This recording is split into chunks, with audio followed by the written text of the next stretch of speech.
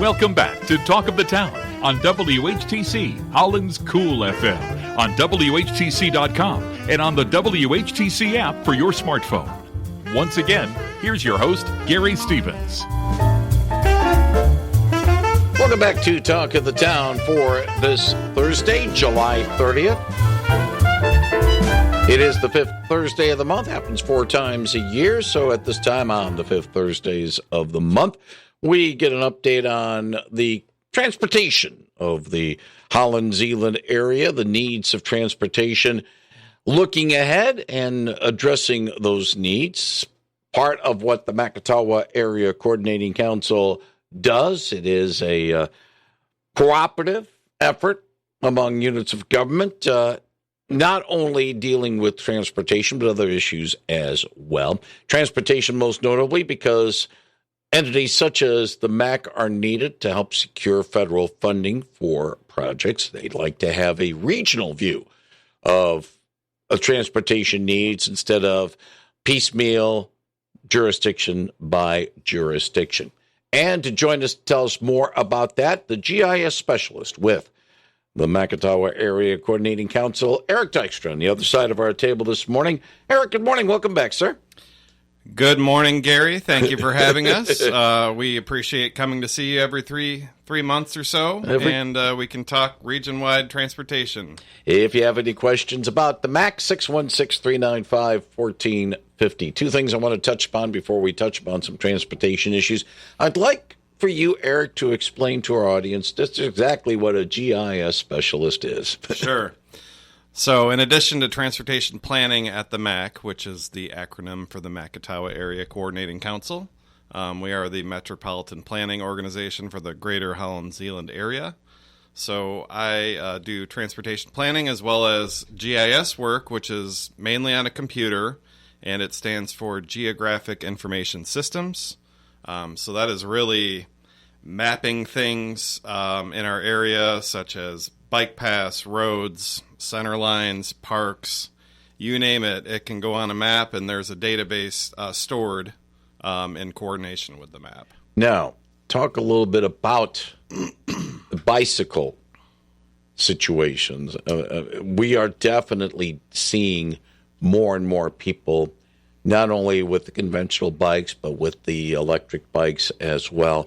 It's almost as if you can't drive 3 or 4 miles before you run upon a cyclist, unless you're on on an interstate.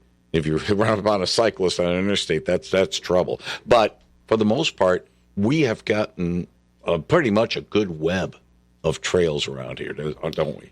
That is correct. We have over 210 miles of, I call them shared use paths or side paths.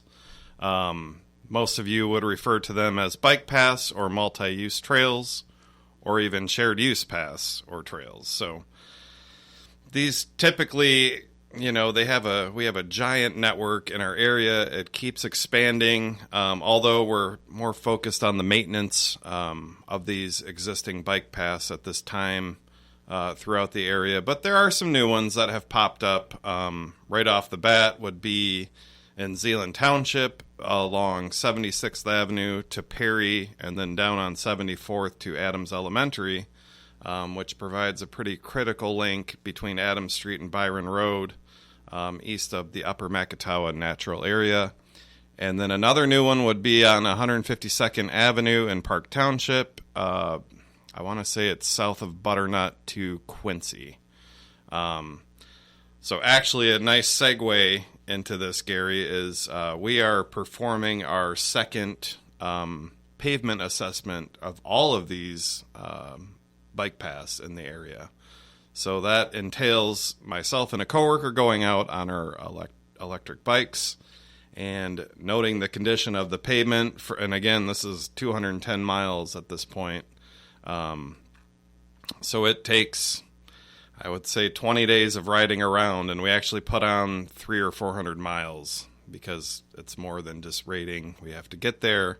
We have good partnerships with a few of our members where they let us store their bikes there while we're out raiding, because we can only do so much from our office on the north side of Holland. So Now, talk about the pavement quality. First of all, when will this survey be complete that you're doing right now? Yeah, so we intend on wrapping up, I would say by the end of October at the latest. So it's really May 1st through October 31st is when we really rate. We've done about 35% of the network so far, and we're really going to ramp up in August and September. And then file the report over the winter? Yeah, usually I'm pretty quick with things. So I would say in November we would have all of the results mapped out, and we'll compare them to last year, in 2024. Then in that regard, when could there be action done? Obviously, the MAC cannot do action. Its member municipalities would have to take action for the most part.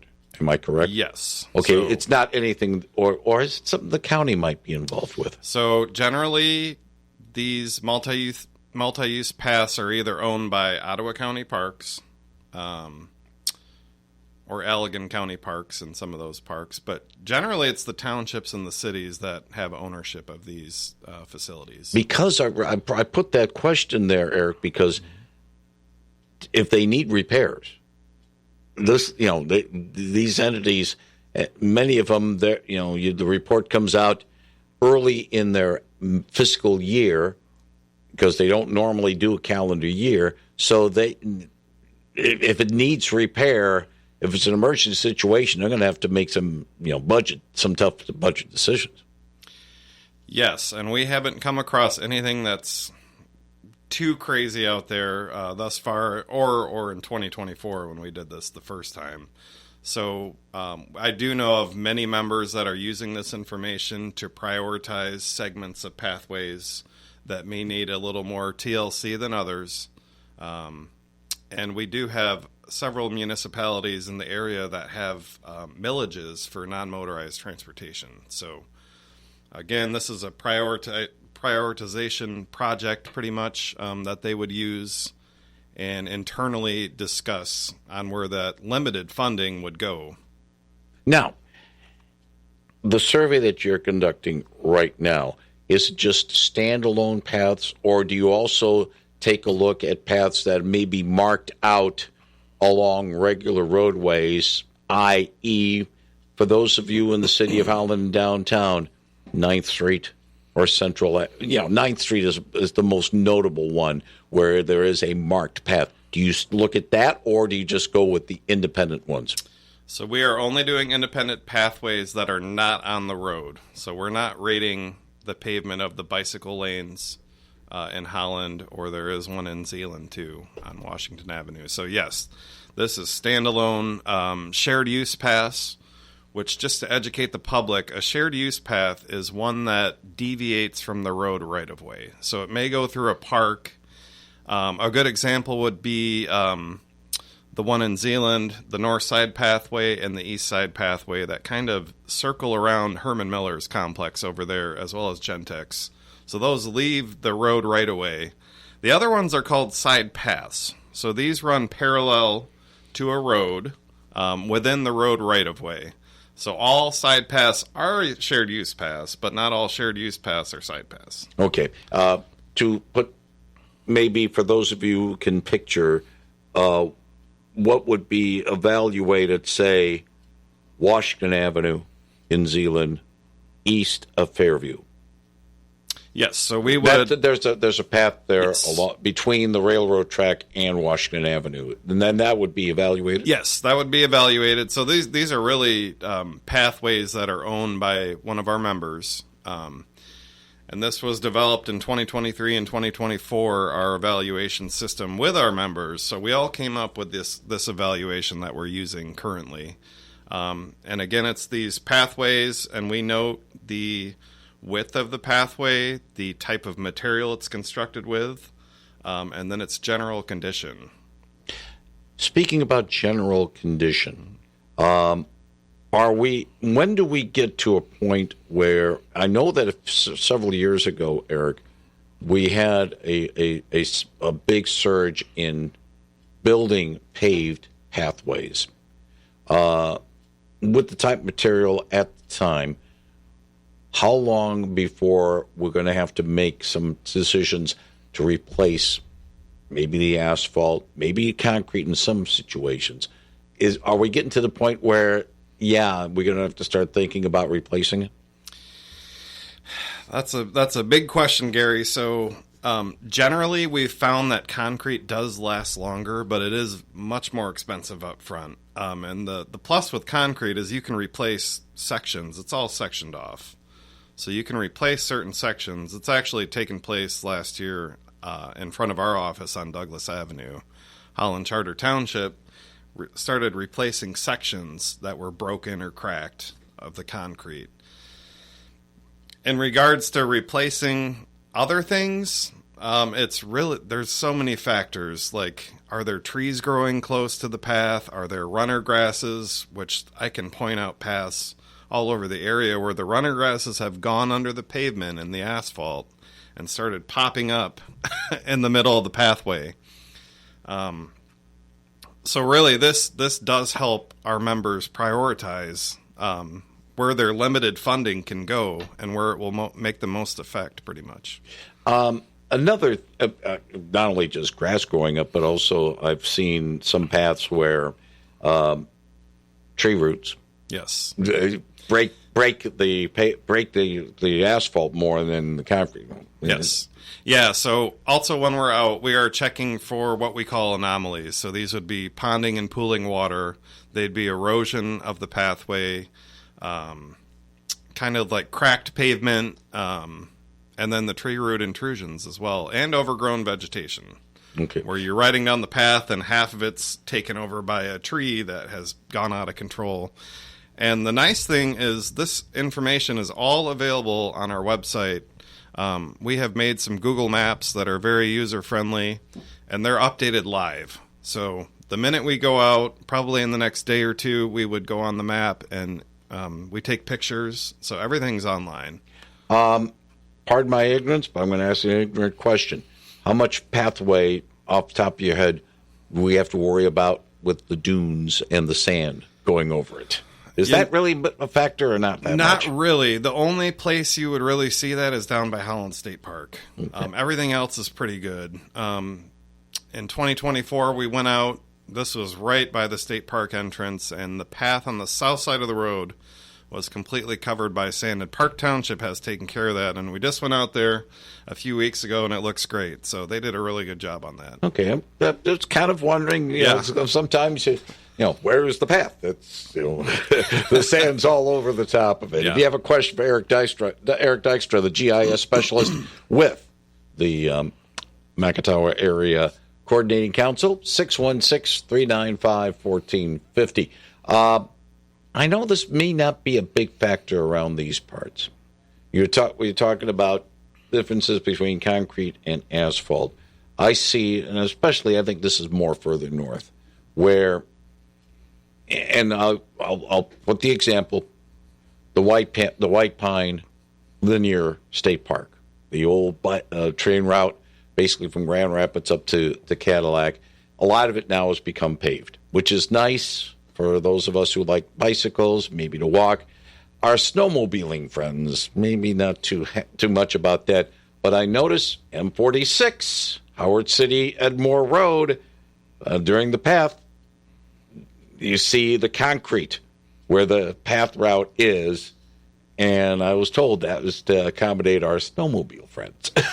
I don't think we have to worry about that around these parts. Or do we? We don't. I really have not seen any snowmobiles using these pathways. I think the biggest challenge right now is electric bikes and people going extremely fast. I mean, just like everywhere else, when you have to take responsibility and know the rules. And, we're working on ordinances in this area. We're trying to get a cohesive ordinance system pretty much for municipalities that have these pathways for speed limits.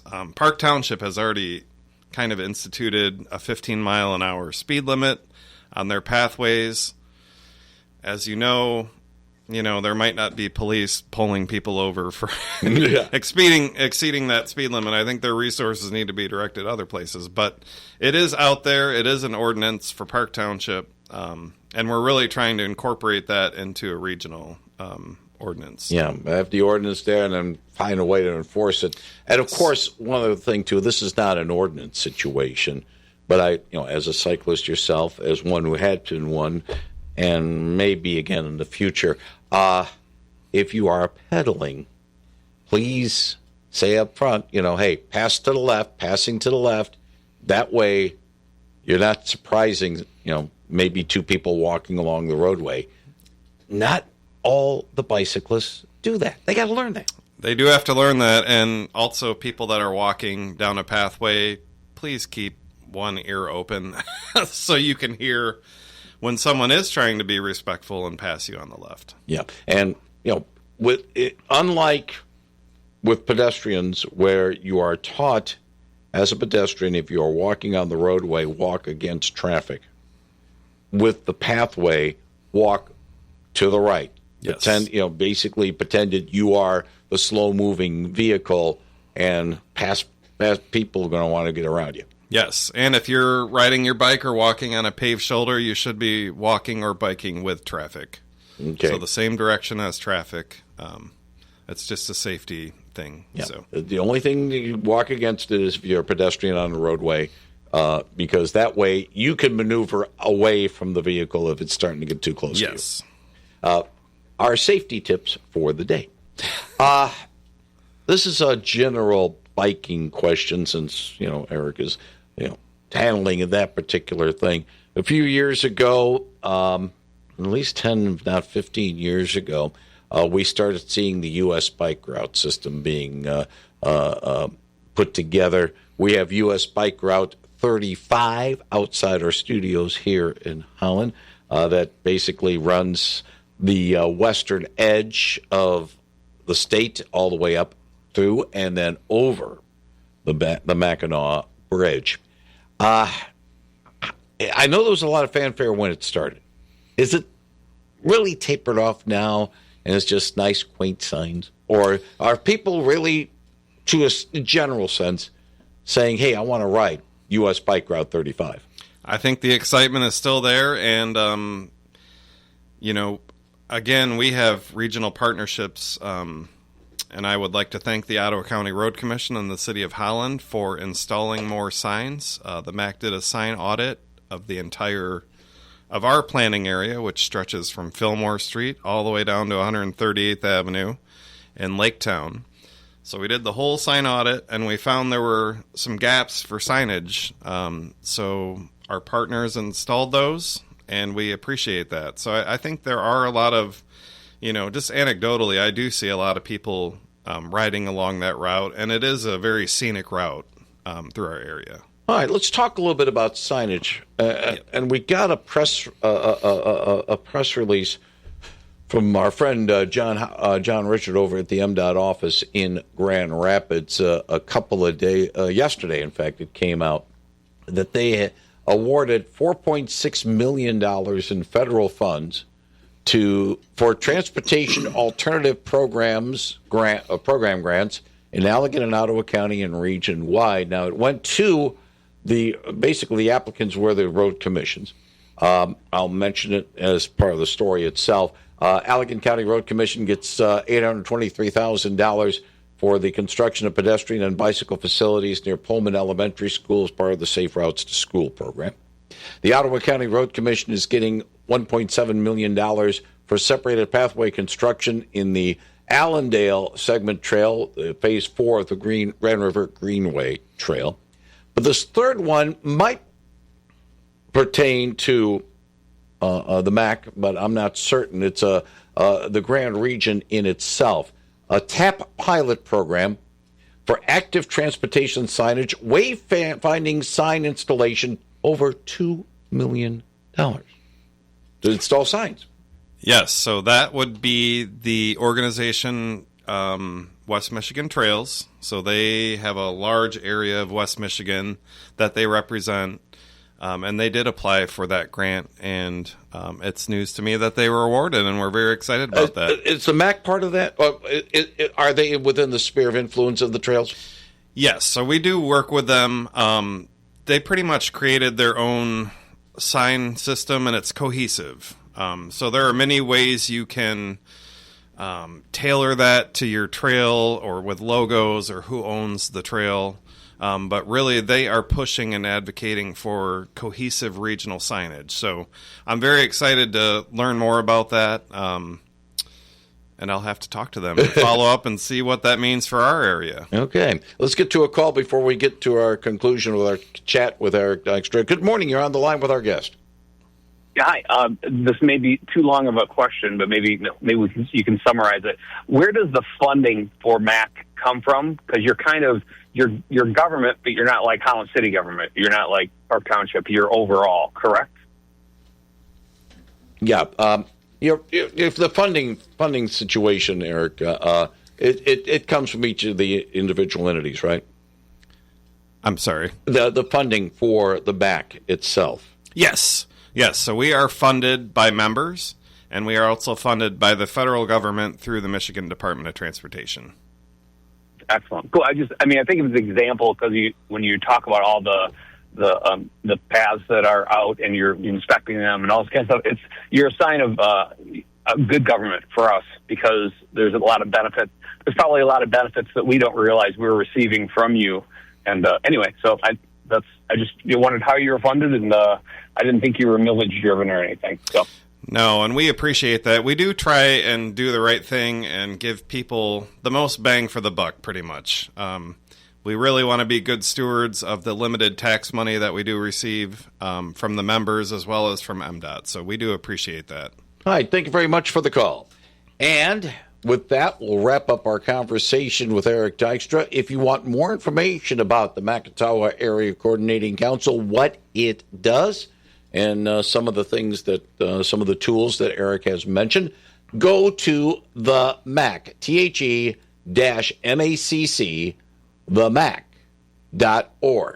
That is the website, and you'll know more about transportation and transportation needs in our area. Eric Dykstra, thank you very much for letting us know what's going on with the MAC, especially for those who are cyclists and enjoy the paths, be it walkers, joggers, although you guys can jog all you want. I'll pass. But let's share the road and share safe times, good times as well. Eric, thank you. Yes, thank you, Gary. And, of course, all the information can be found on our website. There's a wealth of information on there. So thank you. You've been listening to Talk of the Town on WHTC, Holland's Cool FM, on WHTC.com, and on the WHTC app for your smartphone. We want to thank Kevin Vanden Bosch and Brittany Tate with Escape Ministries and Eric Dykstra with the Macatawa Area Coordinating Council for joining us today on Talk of the Town. The segments have been or will be uploaded to our webpage at WHTC.com in the podcast tab under Talk of the Town. You can listen or download at your convenience for free. Thanks to Brian Spencer, What's New Around Holland. And most importantly, thanks to all of you for listening and being a part of our program today. Tomorrow on WHTC's Talk of the Town, we should be joined by Ottawa County Water Resources Commissioner Joe Bush and the Executive Director of the Allegan County Road Commission, Craig Atwood. Following Michael Castor's NBC News, it'll be Lindsay Lawrence's Evergreen Commons Report. For Brian Spencer, I'm Gary Stevens. Thanks for listening to Talk of the Town. Have a good day. If all goes well, let's do this all again tomorrow.